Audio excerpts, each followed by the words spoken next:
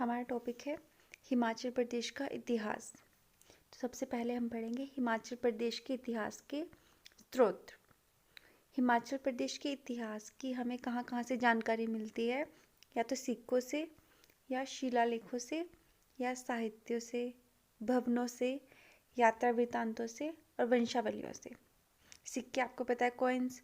शिलालेख हो गए किसी पत्थर पर लिखे हुए लेख, साहित्य जो भी बुक्स वगैरह लिखी गई हैं, भवन जो पुरानी बिल्डिंग्स हैं, यात्रा वृत्तांत जैसे कोई भी, जैसे अल्बरूनी आया था, विलियम मोरक्राफ्ट आया था, इस तरह से अनेक यात्री आए हैं जिन्होंने यात्रा वृत्तांत लिखे हैं अपने। या वंशावलियों से, जैसे राजा महाराजाओं की जो वंशावलियाँ होती थी जिसमें उनकी पीढ़ियों में जो भी राजा हुए हैं उनका वर्णन मिलता है। तो इन सब चीज़ों से हमें हिमाचल प्रदेश के इतिहास की जानकारी मिलती है। तो हम इनसे वन बाय वन सारे पॉइंट्स देखेंगे। साहित्य, तो हमें कहाँ कहाँ से साहित्य से हिमाचल प्रदेश के बारे में जानकारी मिलती है। पहले हम पढ़ते हैं पुराण से। विष्णु पुराण, मार्कंडेय पुराण, स्कंद पुराण, वायु पुराण और भगवत पुराण, इनमें हमें हिमाचल प्रदेश का वर्णन मिलता है, यहाँ के निवासियों का वर्णन मिलता है। विष्णु पुराण में, मार्कंडेय पुराण में, स्कंद पुराण में, वायु पुराण और भगवत पुराण में।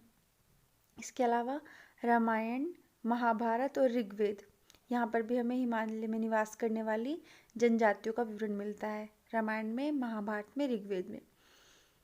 पाणिनि की अष्टाध्यायी, वृत्त संहिता, कालिदास के रघुवंश, विशाखादत्त के मुद्रा राक्षस और कलहंड की रासरंगिणी, जो कब लिखी गई थी, 1149-50 में। इन सब में भी हिमाचल के क्षेत्रों का वर्णन मिलता है। पाणिनि की अष्टाध्यायी, वृत्त संहिता, कालिदास के रघुवंश, विशाखादत्त के मुद्रा राक्षस और कलहंड की रासरंगिणी, यहाँ पर क्या है, हिमाचल के क्षेत्रों का वर्णन मिलता है। एक एडिशनल फैक्ट है कि जो रासरंगिणी है कलहंड की, उसका इंग्लिश में ट्रांसलेशन किसने किया था, सर अरुल स्टेन ने। सर अरुल स्टेन ने जो रासरंगिणी है उसका इंग्लिश ट्रांसलेशन किया था। इम्पॉर्टेंट फैक्ट ये भी है कि रासरंगिणी कब लिखी गई थी, 1149 से 50 के बीच। इसके अलावा तारीख़ फिरोजशाही और तारीख़ फरिश्ता में नगरकोट किले पर फिरोज शाह तुगलक के हमले का प्रमाण मिलता है। ये वही फिरोज शाह तुगलक है जिसने 1300 संस्कृत की जो किताबें थी उसको जला दिया था। तुजु के जहांगीरी में जहांगीर के कांगड़ा आक्रमण और तुजु के तैमूरी में तैमूरलंग के शिवालिक पर आक्रमण की जानकारी प्राप्त होती है। जो तैमूरलंग है उसने 1398-99 के आसपास हिमाचल पर आक्रमण किया था। अब है सिक्के। हिमाचल प्रदेश में सिक्कों की खोज का काम हिमाचल प्रदेश राज्य संग्रहालय की स्थापना के बाद गति पकड़ने लगा। जैसे ही हिमाचल प्रदेश राज्य संग्रहालय बना शिमला में 1971 में, उसके बाद क्या हुआ, जो सिक्कों की खोज का काम है वो गति पकड़ने लगा। भूरी सिंह म्यूजियम जो कि चंबा में है और राज्य संग्रहालय शिमला, यहाँ पर कौन कौन से सिक्के रखे गए हैं, कौन कौन से राजवंशों के, त्रिगत मतलब कांगड़ा, औदुंबर, कुलूटा मतलब कुल्लू और कुनिंद राजवंशों के सिक्के रखे गए हैं। त्रिगत, औदुंबर, कुलूटा और कुनिंद, इन राजवंशों के सिक्के रखे गए हैं। 4 राजवंश कौन कौन से हैं, त्रिगत, औदुंबर, कुलूटा, कुनिंद। जो त्रिगत है वो कांगड़ा का प्राचीन नाम है और कुलूटा कुल्लू का। शिमला राज्य संग्रहालय में रखे 12 सिक्के अर्की से प्राप्त हुए हैं। शिमला राज्य संग्रहालय में रखे 12 सिक्के अर्की से प्राप्त हुए हैं। अपोलोडोटस के 21 सिक्के हमीरपुर के टप्पा मेवा गांव से प्राप्त हुए हैं। जो अपोलोडोटस था उसके 21 सिक्के मिले हैं, कहाँ पर, हमीरपुर के टप्पा मेवा गांव में। इसके अलावा हमें इंडो ग्रीक के सिक्के भी मिले हैं। इंडो ग्रीक के सिक्के कहाँ से मिले हैं, चंबा के लचौड़ी और सरोल से। इंडो ग्रीक के सिक्के कहाँ से मिले हैं, चंबा के लचौड़ी और सरोल से। अच्छा, कुल्लू में सबसे पुराना जो सिक्का था वो राजा विरियास के टाइम का था।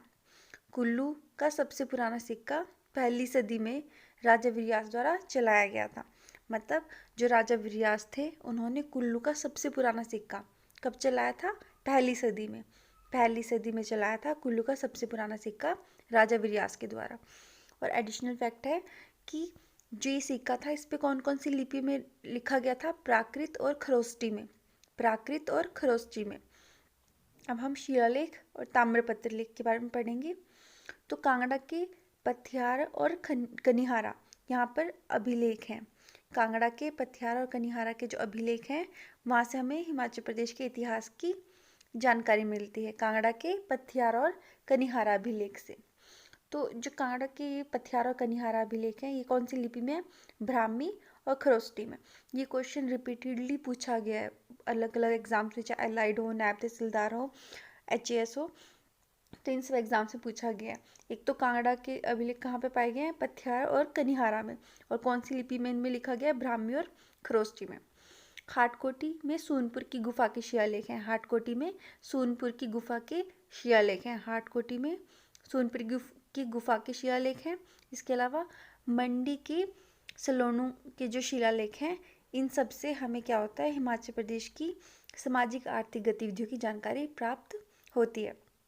कांगड़ा के पथियार और कनिहारा अभिलेख से, हाटकोटी की सोनपुर की गुफा के शिलालेख से और मंडी के सलोनू के शिलालेख से। भूरी सिंह म्यूजियम चंबा में चंबा से प्राप्त 36 अभिलेखों को रखा गया है जो कि शारदा और टांकरी लिपि में लिखे हुए हैं। ये क्वेश्चन भी आ चुका है कि जो चंबा में हमें अभिलेख मिले हैं वो कौन सी लिपि में है? शारदा और टांकरी में। ये भी अलाइड में आ चुका है क्वेश्चन। कुल्लू के शिलारू अभिलेखों से गुप्त काल की जानकारी प्राप्त होती है। तो गुप्त काल की जानकारी हमें कहाँ से प्राप्त होती है? कुल्लू के शिलारू अभिलेखों से। गुप्त काल की जानकारी कुल्लू के शिलारू अभिलेखों से प्राप्त होती है। टोंस और यमुना नदी के संगम पर स्थित जॉनसन बावर क्षेत्र में अशोक का शिलालेख है। अशोक का शिलालेख कहाँ पर है? जौनसार बावर क्षेत्र में। जौनसार बावर क्षेत्र में अशोक का शिलालेख है। और ये जौनसार बावर क्षेत्र कहाँ पर है? टोंस और यमुना नदी के संगम पर। निर्मल में 7वीं शताब्दी के जो महासामंत थे समुद्रसेन का ताम्रपत्र है। ये क्वेश्चन भी आ चुका है अलाइड में भी, HAS में भी, कि जो इसको घुमाकर क्वेश्चन को बार बार पूछा जाता है। कभी तो पूछ लेते हैं कि समुद्रसेन का ताम्रपत्र लेख है कहाँ पर है? तो निर्मल में है। कौन सी शताब्दी का है? तो 7वीं शताब्दी का। और किसका है? समुद्रसेन का है। इसके अलावा हमें हिमाचल प्रदेश के इतिहास की जानकारी कहाँ से प्राप्त होती है? भवनों से। जैसे हिमाचल प्रदेश का जैसे कांगड़ा किला हो गया, भरमौर के मंदिर हो गए, सिरमौरी ताल के भग्नावशेष, कामरू, नगर, ताबो और की के बौद्ध विहार के भवनों से प्राचीन हिमाचल के इतिहास की जानकारी हमें प्राप्त होती है। क्योंकि ये सारे के सारे जो बिल्डिंग्स हैं, मोन्यूमेंट्स हैं, ये बहुत पुराने हैं, तो इसलिए हमें वहाँ से हिमाचल के इतिहास की जानकारी प्राप्त होती है। अब एक और स्रोत क्या है हमारे पास? वंशावलियाँ। तो वंशावलियों की तरफ सर्वप्रथम किसका ध्यान गया था? मूरक्राफ्ट का। तो हिमाचल प्रदेश में सबसे पहले जो वंशावलियों की तरफ ध्यान गया मूरक्राफ्ट का गया है। और कहाँ की? कांगड़ा के राजाओं की वंशावलियाँ खोजने में सहायता की है इन्होंने। जो मूरक्राफ्ट थे उन्होंने कांगड़ा के राजाओं की वंशावलियाँ खोजने में सहायता की है। इसके अलावा ये क्वेश्चन भी अच्छा आ चुका है, कांगड़ा की वंशावलियाँ किसने खोजी है? तो मूरक्राफ्ट ने। और नेक्स्ट जो है ये क्वेश्चन भी आ चुका है कि कुल्लू की वंशावलियाँ हमने किसने खोजी है? तो कैप्टन हारकोट ने। कैप्टन हारकोट ने कुल्लू की वंशावलियाँ प्राप्त की हैं इन्होंने। इसके अलावा निंघम ने कांगड़ा, चंबा, मंडी, सुकेत, नूरपुर और इसके अलावा राजौरी राजघरानों की वंशावलियाँ खोजी। कनिंघम ने कहाँ कहाँ की? कांगड़ा, चंबा, मंडी, सुकेत, नूरपुर और राजौरी राजघरानों की वंशावलियाँ खोजी हैं। यात्रा वृत्तांत। हिमाचल प्रदेश का सबसे पुरातन विवरण टोलेमी ने किया है जिसमें कुलिंदों का वर्णन मिलता है। चीनी यात्री हुनसांग 630 से 644 AD तक भारत में रहा। इस दौरान वह कुल्लू और त्रिगत भी आया। तो सबसे पुरातन विवरण किस किया है हिमाचल प्रदेश का? टोलेमी ने। और टोलेमी ने भी किसका विवरण किया है? कुलिंदों का। सबसे पुरातन विवरण किया है टोलेमी ने और उन्होंने किसका विवरण किया है? कुलिंदों का वर्णन किया है। चीनी यात्री जो हुनसांग था वो भारत में रहा कब? 630 से 644 AD के बीच। और वो इस दौरान कुल्लू और त्रिगत भी आया। और जो कुल्लू के राजा थे उतीतो, उनका ये मेहमान रहा था। कहीं पर उनका नाम उतीतो है, कहीं पर उतीतस है, तो इनका ये मेहमान रहा था। अच्छा, जहांगीर के समय हिमाचल प्रदेश की यात्रा किसने की थी? थॉमस कोरियाट और विलियम फिंच ने। थॉमस कोरियाट और विलियम फिंच ने जहांगीर के समय हिमाचल प्रदेश की यात्रा की थी। ये भी एक इम्पॉर्टेंट क्वेश्चन बन सकता है कि जहांगीर के समय हिमाचल प्रदेश की यात्रा किसने की, थॉमस कोरियाट और विलियम फिंच ने। ये ऐसे पूछ सकते हैं, थॉमस कोरियाट और विलियम फिंच ने किसके समय, किस मुगल शासक के समय हिमाचल प्रदेश की यात्रा की थी, जहांगीर के समय। फॉस्टर ने 1783 में, विलियम मुरक्राफ्ट ने 1820 से 22 में, मेजर आर्चर ने 1829 के यात्रा वृत्तांतों में हिमाचल प्रदेश के बारे में लिखा है।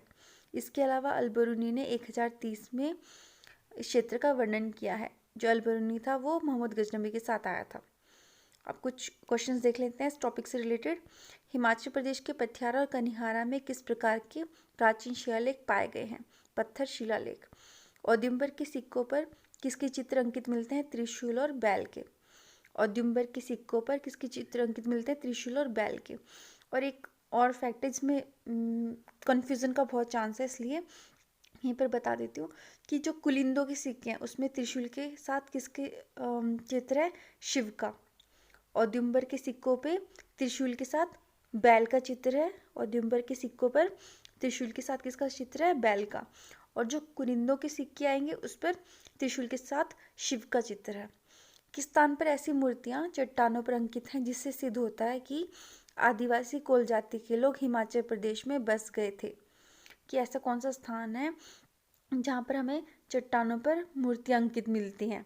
और इन मूर्तियों से पता चलता है कि जो आदिवासी कोल जाति के लोग थे, आदिवासी कोल जाति के लोग थे, वो हिमाचल प्रदेश में बस गए थे। कुमायूं के चंदेश्वर, सोमेश्वर और छत्तीस की चट्टानों से। कुमायूं के चंदेश्वर, सोमेश्वर और छत्तीस की चट्टानों से। ताबो गांव से वर्षों पुरानी मम्मी किस वर्ष प्राप्त हुई? 1967 में। ताबो गांव से वर्षों पुरानी मम्मी किस वर्ष प्राप्त हुई? 1967 में। हिमाचल प्रदेश में मानव के आरंभिक पहचान योग्य अवशेष कब पाए गए?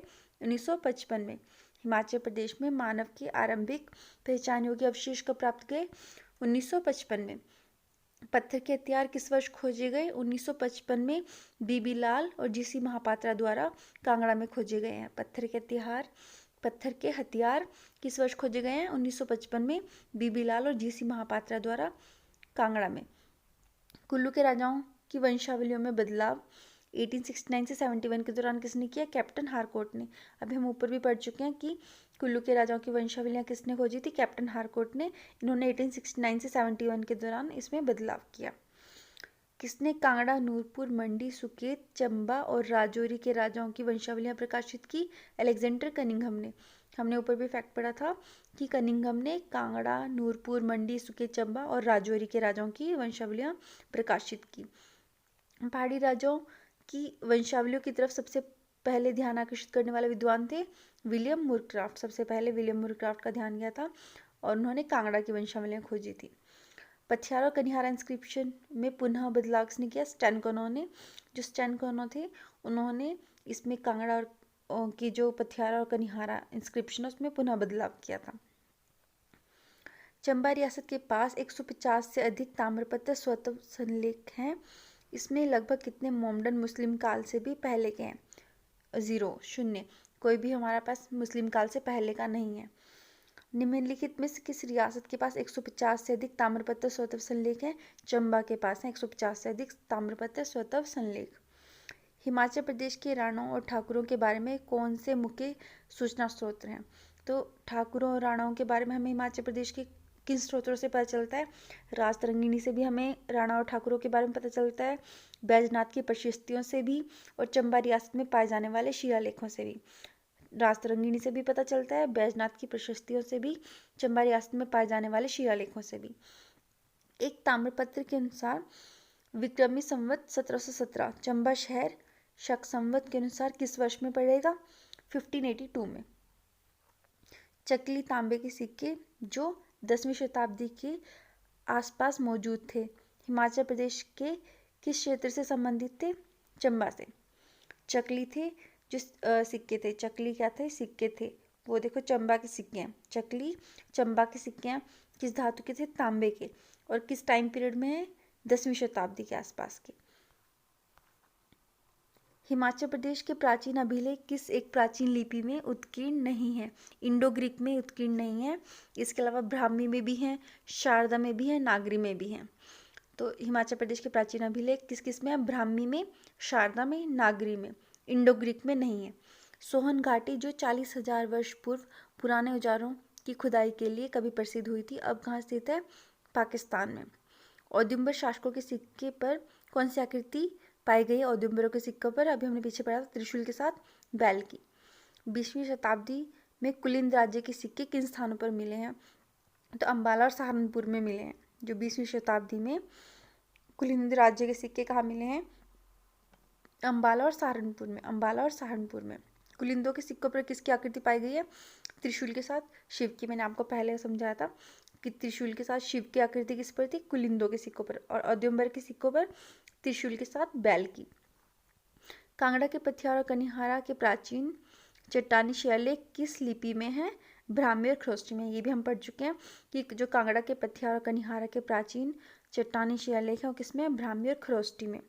और जो राजा विर्यास के दौरान राजा विर्यास ने पहली शताब्दी में कुल्लू में सबसे पुराना सिक्का चलाया था, वो कौन सी में लिपि में है? प्राकृत और खरोष्टी में। वो प्राकृत और खरोष्टी में है, ये है ब्राह्मी और खरोष्टी में। जो कांगड़ा के पथियार और कनिहारा के हैं ब्राह्मी और खरोष्टी में।